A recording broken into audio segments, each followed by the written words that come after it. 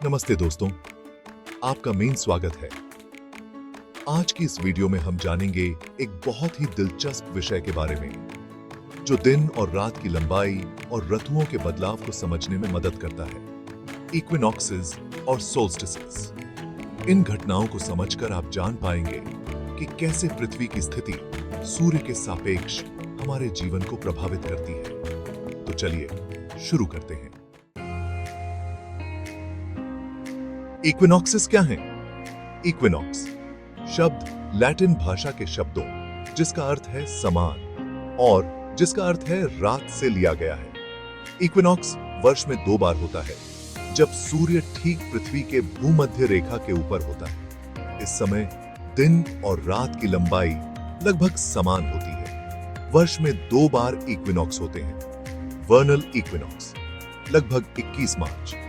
यह उत्तरी गोलार्ध में वसंत ऋतु की शुरुआत को और दक्षिणी गोलार्ध में शरद ऋतु की शुरुआत को दर्शाता है। ऑटमनल इक्विनॉक्स लगभग 23 सितंबर। यह उत्तरी गोलार्ध में शरद ऋतु और दक्षिणी गोलार्ध में वसंत ऋतु की शुरुआत को दर्शाता है। की पॉइंट्स: समान दिन और रात। इक्विनॉक्स के दिन और रात की लंबाई लगभग समान होती है, लगभग 12 घंटे प्रत्येक।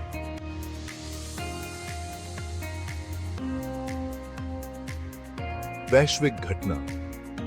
इक्विनॉक्स पूरी दुनिया में एक ही समय में होता है, जिससे यह एक वैश्विक घटना बन जाती है। Visual explanation. कल्पना करें एक ग्लोब जिसमें एक सीधी रेखा, भूमध्य रेखा, पृथ्वी को 2 बराबर हिस्सों में बांट रही है।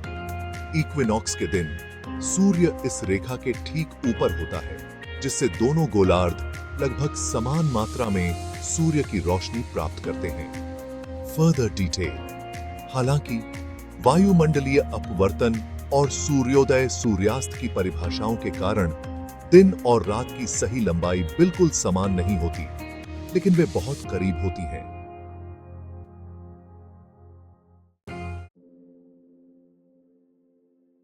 सोल्स्टिसेस क्या है? सोल्स्टिस शब्द लैटिन के शब्दों जिसका अर्थ है सूर्य और जिसका अर्थ है रुकना से लिया गया है। सोल्स्टिस वर्ष में 2 बार होता है, जब सूर्य दोपहर के समय आकाश में अपनी सबसे ऊंची या सबसे नीची स्थिति पर पहुंचता है, जिससे वर्ष के सबसे लंबे और सबसे छोटे दिन होते हैं। वर्ष में 2 बार सोल्स्टिस होते हैं। समर सोल्स्टिस लगभग 21 जून। यह उत्तरी गोलार्ध में वर्ष के सबसे लंबे दिन और दक्षिणी गोलार्ध में सबसे छोटे दिन को दर्शाता है। यह उत्तरी गोलार्ध में ग्रीष्म ऋतु और दक्षिणी गोलार्ध में शीत ऋतु की शुरुआत को भी दर्शाता है। विंटर सोल्स्टिस लगभग 21 दिसंबर। यह उत्तरी गोलार्ध में वर्ष के सबसे छोटे दिन और दक्षिणी गोलार्ध में सबसे लंबे दिन को दर्शाता है। यह उत्तरी गोलार्ध में शीत ऋतु और दक्षिणी गोलार्ध में ग्रीष्म ऋतु की शुरुआत को भी दर्शाता है। की पॉइंट्स: सबसे लंबे और सबसे छोटे दिन। समर सोल्स्टिस के दौरान दिन सबसे लंबा होता है और विंटर सोल्स्टिस के दौरान दिन सबसे छोटा होता है। चरम बिंदु सूर्य इन चरम बिंदुओं पर रुकता हुआ प्रतीत होता है और फिर आकाश में अपनी दिशा बदलता है। Visual explanation. कल्पना करें कि पृथ्वी अपनी धुरी पर झुकी हुई है। सोल्स्टिस के दौरान एक गोलार्ध सूर्य की ओर झुका होता है, जिससे अधिक सीधी सूर्य की रोशनी और लंबे दिन मिलते हैं, जबकि दूसरा गोलार्ध सूर्य से दूर होता है, जिससे कम सूर्य की रोशनी और छोटे दिन मिलते हैं। Further detail. पृथ्वी की धुरी का झुकाव लगभग 23.5 डिग्री। सूर्य के प्रकाश में अंतर और इसके परिणाम स्वरूप सोल्स्टिस का कारण बनता है।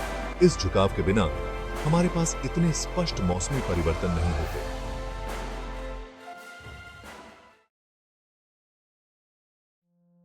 तीन, ऋतुओं पर प्रभाव। इक्विनॉक्सेस और सोल्स्टिसेस पृथ्वी के मौसमी चक्र में महत्वपूर्ण भूमिका निभाते हैं।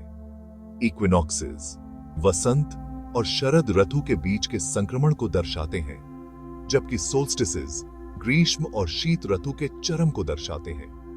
वसंत विषु, इस समय पौधे खिलने लगते हैं, तापमान बढ़ता है और दिन की लंबाई बढ़ने लगती है। शरद विषु, इस समय पत्तियां गिरने लगती हैं, तापमान ठंडा होता है और दिन की लंबाई घटने लगती है। ग्रीष्म संक्रांति, यह ग्रीष्म ऋतु का चरम होता है, जब दिन लंबे और मौसम गर्म होते हैं। और शीत संक्रांति, यह शीत ऋतु का चरम होता है, जब दिन छोटे और मौसम ठंडा होता है। दुनिया भर की कई संस्कृतियों में इक्विनॉक्सेस और सोल्स्टिसेस को त्योहारों, अनुष्ठानों और परंपराओं के साथ मनाया जाता है। उदाहरण के लिए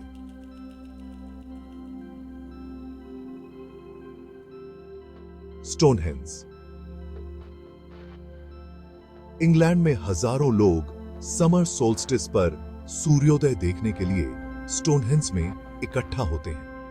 भारत में ऑटमनल इक्विनॉक्स नवरात्रि के पर्व की शुरुआत को दर्शाता है। विंटर सोल्स्टिस को विभिन्न शीतकालीन उत्सवों से जोड़ा गया है, जिसमें क्रिसमस भी शामिल है।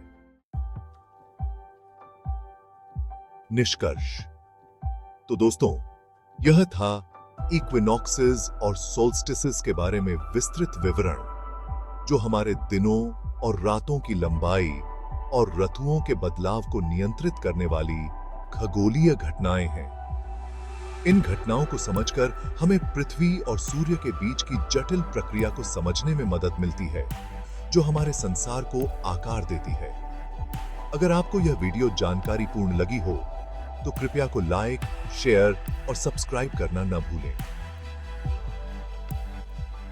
धन्यवाद।